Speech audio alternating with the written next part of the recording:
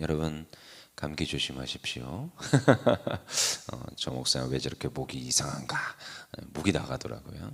그래서 감기 조심하십시오. 여러분 오늘 이제 성전이 다 완공이 되고 이제 솔로몬이 봉헌을 하고 솔로몬이 또한 연설을 하고 하나님께 기도를 합니다. 기도의 내용 중에는 이제 멸망도 담고 있고 솔로몬의 기도에 굉장히 많은 걸 담고 있지요. 근데 여러분 이제 뭐 어떠한 이제 자료들이 있을 건데 하나님께서 이제 이 열왕기 저자를 통하여서 분명히 열왕기를 쓰게 하셨습니다. 근데 쓰는 과정에서 이 저자의 의도들이 들어가는 거예요. 그래서 역대하와 역대상하와 열왕기상하가 굉장히 관점이 다르다고 했습니다. 열왕기상하는 굉장히 좀 네거티브고 좀 부정적이고, 그리고 역대기상하는 굉장히 포지티브 긍정적인 내용들을 담고 있습니다. 뭐 밧세바 이야기도 그렇죠. 이런 우리가 잘 생각해 봐야 될 요소들이 열왕기상하에 굉장히 많이 있습니다. 근데 그 중에서도 이제 성전이 이제 지어지고 오늘은 성전에 무엇이 들어가느냐? 언약궤가 들어갑니다. 여러분 우리가 기억할 것은 성전의 완성이 무엇이냐? 언약궤가 들어가는 거예요. 사실 언약궤가 어디 있습니까? 그렇죠. 이제 성막에 거하는 거겠지요. 근데 지금 이 언약궤가 들어가야 사실 이제 성전이 되는 거죠. 우리가 이제 우리 옛날에 이제 많이 설교도 했고, 저도 어렸을 때 빔 프로젝트잖아요. 지금은 다. 이건 요즘은 빔 프로젝트도 아니라 또 LED 화면이라고 하긴 하던데, 저는 어렸을 때 그 이상한 그 있죠. 쏘는 거 있어요. 뭐라고 그러지 그거를? 이름도 잘 모르겠어요. 그 위에다가 투명한 거 이렇게 해서 이렇게 올리면은 그거에 비춰가지고 앞에 뭐라고요? 네? 아신다고요? 저 이름을 몰라가지고 그런 걸 썼어요. 그래서 거기에서 항상 성전의 어떤 조감도, 그리고 성전의 구조가 어떻게 배치됐던지, 번제단을 지나 물두멍을 지나 안으로 이제 들어가죠. 그 안에 이제 떡상도 있고 촛대도 있고, 그리고 또 이제 이제 휘장을 지나서 안으로 더 들어가면, 그러니까 여기가 성소고 안에는 지성소가 있지요. 물론 이제 여러 가지가 다 들어가고 다 구비를 해야 됩니다. 성전에 제일 중요한 게 뭔지 아시지요? 언약궤가 들어가야 돼. 안치가 돼야 되는 거예요. 안치가. 그러면 이제 성소와 지성소가 구분이 되고 성전이 성전됨이 되는 겁니다. 너무 중요한 요소죠. 그래서 오늘 언약궤가 들어오는 게 어쩌면 성전 완공의 최종 단계입니다. 최종 단계. 근데 굉장히 중요한 의미를 담고 있어요. 언약궤가 들어온다는 것이. 그래서 우리 1절 읽어보겠습니다. 1절 시작. 이에 솔로몬이 여호와의 언약궤를 다윗성 곧 시온에서 메어 올리고자 하여 이스라엘 장로와 모든 지파의 우두머리 곧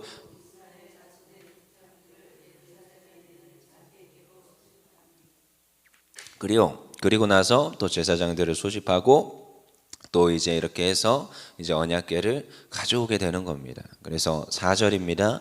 여호와의 궤와 회막과 성막 안에 모든 거룩한 기구들을 메고 올라가되 제사장과 레위 사람이 그것들을 메고 올라가며, 여기서 누가 메야 돼요? 제사장. 다윗이 이미 오베데돔의 사건을 통하여서 큰 고초를 겪었습니다. 그래서 다윗이 춤추며 이제 언약궤를 모셔왔어요. 언약궤를 모셔왔다. 좀 말이 이상한데 하나님의 임재가 있는 곳이기 때문에 그래서 모셔와요. 근데 그 모셔오고 이제 그런 모든 사건을 알기 때문에 이제 제사장이 잘 메고 택한 자들이 이제 잘 모셔오게 됩니다. 그 다음에 6절입니다. 읽어볼게요. 시작. 제사장들이 여호와의 언약궤를 그 처소로 메어 드렸으니 곧 성전의 내소인 지성소 그룹들의 날개 아래라. 그렇죠? 그래서 지성소의 그룹들의 날개 아래에 언약궤가 배치되는 게 아니라 언약궤 위에 그룹들이 세워져 있는 겁니다. 그룹이 뭔지 아시죠?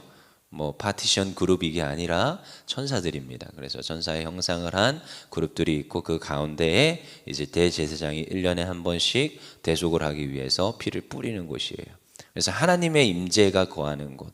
그래서 어제도 찬양 중에 거룩하다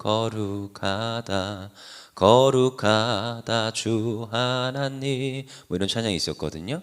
그러니까 천사들이 하는 일이 하나님을 거룩하다 높여드리는 거죠. 그러니까 지성소의 언약궤 위에 그룹들이 여호와의 임재를 막 찬양하고 있는 거예요. 높여드리고 있는 거예요.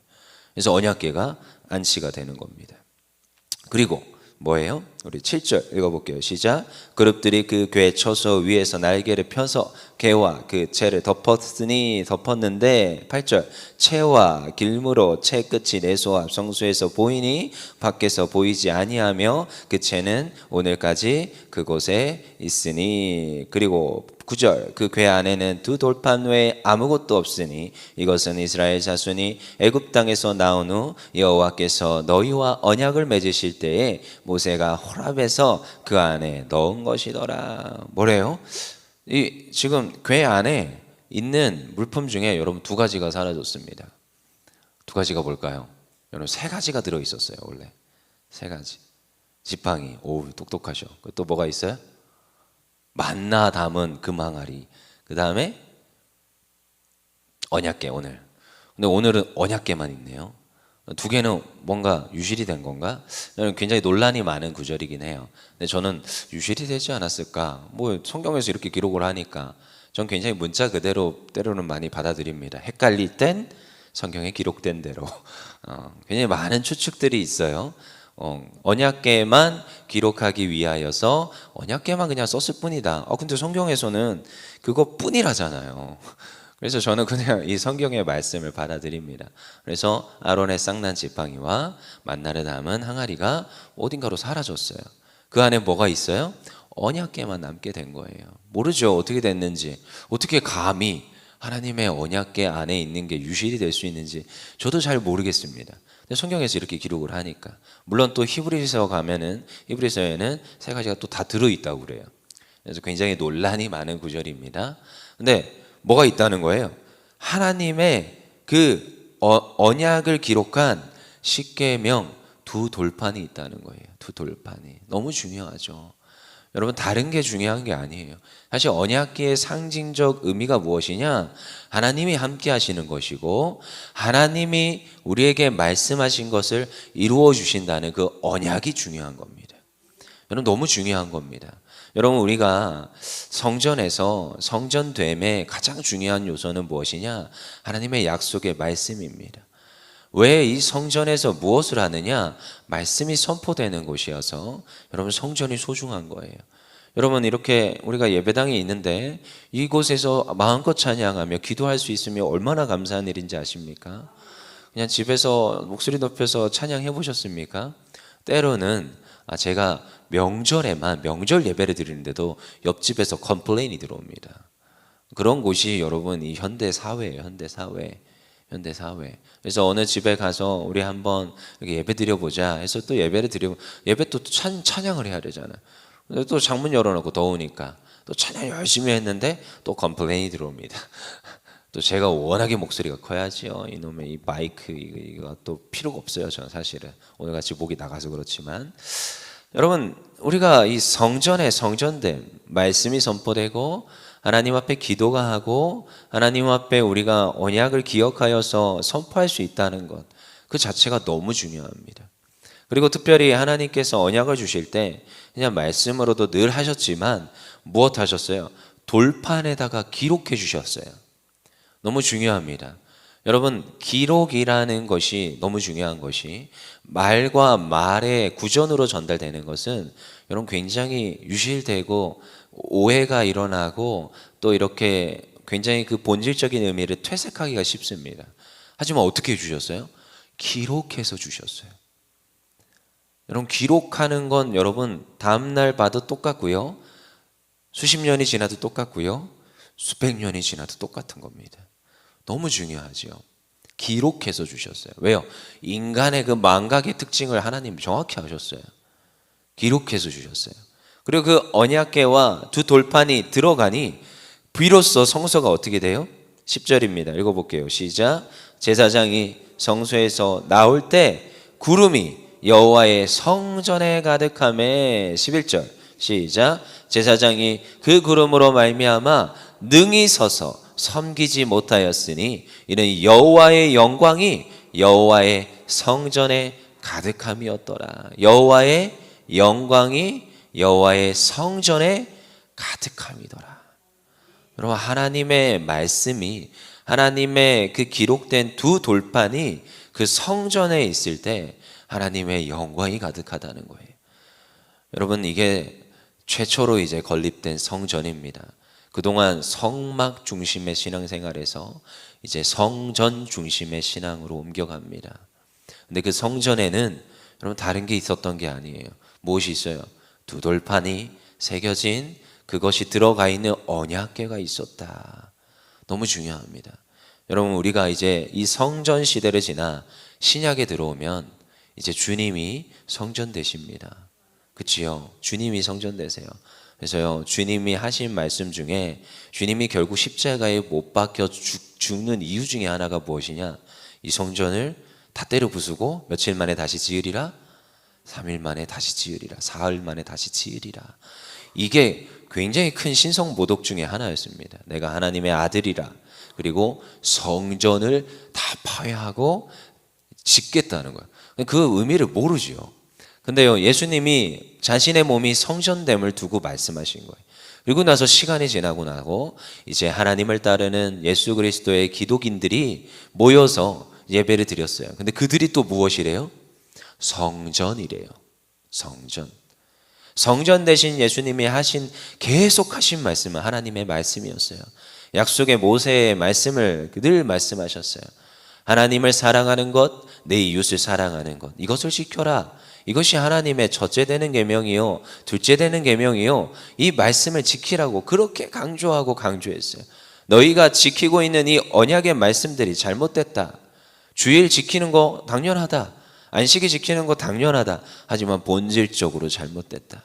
병자들을 돌아보고 약자들을 돌아보고 하나님의 사랑이 흘러가게 하는 것이 진실된 하나님의 말씀이다. 계속 가르쳤어요. 그리고 사도들이 끊임없이 또다시 얘기합니다. 예수님의 그 정신, 성전된 정신을 본받아서 이제 너희가 하나님을 닮은, 예수님을 닮은 성전된 삶을 살아야 된다. 하나님이 거룩하니 너희도 거룩하라. 그게 성전인 거예요. 그래서 청소년 한 친구가 그렇게 말하는 거예요. 하나님께서 거룩하라 했으니까 자기도 거룩해야 된다고. 그래서 술하면 돼? 담배하면 안 돼? 왜 이거 그래야 돼? 이런 질문 앞에 이 친구가 이렇게 얘기하는 거예요. 술하면 담배하면 안 돼. 왜? 우리가 성전이랬으니까. 어디서 많이 들어가지고 그냥 모태신앙이에요. 담임 목사님이 이름 지어준 친구예요. 이제 그 친구가 이제 내년 청소년부 회장인데 지가 이렇게 얘기했다고 제가 건너 들었습니다. 참 그 얘기 들으면서도 이 친구가 그래도 교회 다니면서 투덜투덜만 하는 줄 알았는데 그래도 본질적인 내용들은 많이 알고 있구나. 여러분, 우리가 성전이래요. 근데 성전이 성전되는 기준이 뭐라고요? 오늘 솔로몬의 성전이 봉헌되면서 무엇이 들어왔어요? 언약궤가 들어왔어요. 언약궤에 뭐만 있대요? 두 돌판이 있대요. 오늘 우리 마음에 뭘 새기면 돼요? 하나님 말씀을 새기는 거예요. 하나님 약속을 새기는 거예요. 성경에서는 이렇게 말합니다. 너희의 신비에 그 말씀을 새기래요. 여러분, 우리가 그냥 듣고 흘려버리는, 머리에 담는 게 아니에요. 말씀에 새기는 거예요. 하나님의 마음에, 주신 나의 마음에 하나님 말씀을 새기는 거예요. 이게 두 돌판입니다. 두 돌판은 어떻게 생겼습니까? 좌심실, 우심실입니까? 아무튼 새기는 거예요. 근데요, 두 돌판이 우리의 이 성전된 우리의 몸에, 우리 마음에 새겨질 때 온전한 성전이 되는 겁니다. 솔로몬의 성전이 주님이셨고 또 이제 우리가 이어받았습니다. 그래서 우리가 성전된 모습으로 살아낼 때 우리 11절 다시 읽고 마칠게요. 시작. 제사장이 그 구름으로 말미암아 능히 서서 섬기지 못하였으니 이는 여호와의 영광이 여호와의 성전에 가득함이었더라. 주님 주신 두 돌판이 우리 안에 있을 때 하나님의 영광이 우리 성전된 우리의 삶 속에 가득하는 줄 믿습니다. 기도하겠습니다.